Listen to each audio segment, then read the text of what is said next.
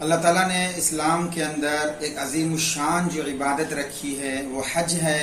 جو اللہ تعالیٰ کے عشق کے اندر ڈوب کر حاجی حج ادا کرتا ہے۔ گویا اس کے جانے سے، حج کو نکلنے سے 1 ماہ 2 ماہ قبل ہی سے وہ حج کے لیے منتظر رہتا ہے، اور دیوانہ وار کیفیت اس کے اوپر طاری ہوتی ہے، اور جیسے ہی رمضان گزر جاتا ہے تو اس کے بعد سے وہ انتظار کرتا ہے حج کے ادائیگی کے لیے، اس کے ارکان کو ادا کرنے کے لیے اور مناسک حج کے لیے۔ وہ ایک صبح شام اسی خیالوں میں ڈوبتا ہوا رہتا ہے۔ اسی لیے کہا گیا کہ حج ایک ایسی ایک عشقیہ عبادت ہے جو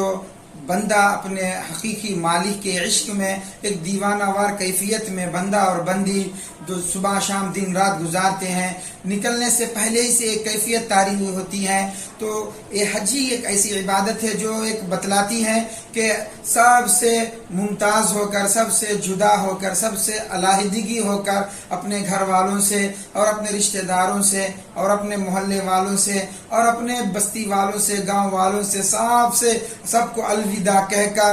احرام پہن کر، ایک دیوانے کی طرح، ایک پاگل کی طرح اللہ کے عشق میں، محبت میں حاجی جو ہے نکلتا ہے۔ جب وہ وہاں پہنچتا ہے تو وہاں پہنچ کر جب بیت اللہ حرم کے اندر داخل ہوتا ہے تو اس کے اندر ایک عجیب و غریب کیفیت ہوتی ہے۔ وہ اپنی عبادت کے اندر مسرور ہوتا ہے اور اپنے ہر عمل کے اندر اللہ تعالیٰ کی محبت کا اظہار کرتے ہوئے رہتا ہے۔ اسی لیے حج کو ایک عشقیہ عمل کہا گیا ہے، اور ایک حقیقی عشق بھی حج کے اندر جو ہے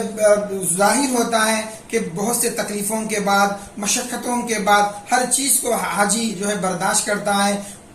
جو ہے اپنی راحت کے چیزوں کو چھوڑ دیتا ہے اور اپنے خواہشات کو سے دور رہتا ہے، اور نہانے سے اور غسل سے اور یا اپنی ضروری چیزوں کے استعمال کرنے سے ہر چیزوں کو دور رہ کر حاجی اللہ تعالیٰ کے عشق کے اندر ڈوب کر، اور جتنے حج کے دن ہوتے ہیں ان دن میں اور بس اس کے زبان کے اوپر لبیک اللہم لبیک کی صدائیں آوازیں ہوتی ہیں، ندائیں ہوتی ہیں۔ پھر وہ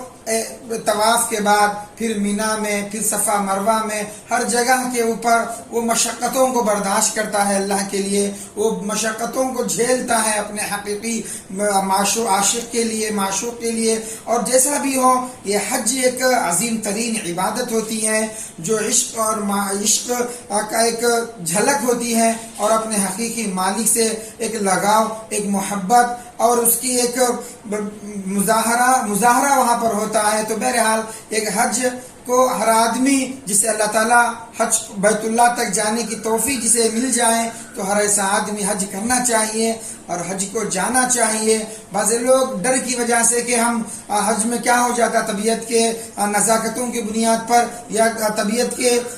بیماری کی وجہ سے، طبیعت کے ناسازگی کی وجہ سے، حج جیسی بڑی عظیم ترین عبادت جو اللہ تعالیٰ کے عشق کو سکھلاتی ہے، محبت کو بتاتی ہے، ایسی عبادت سے دور رہتے ہیں۔ تو ایسے لوگوں کو، جس کو اللہ نے توفیق دی ہو وہاں جانے تک، ان کو جانا چاہیے، ایسی بڑی عظیم ترین عبادت سے محروم نہیں رہنا چاہیے۔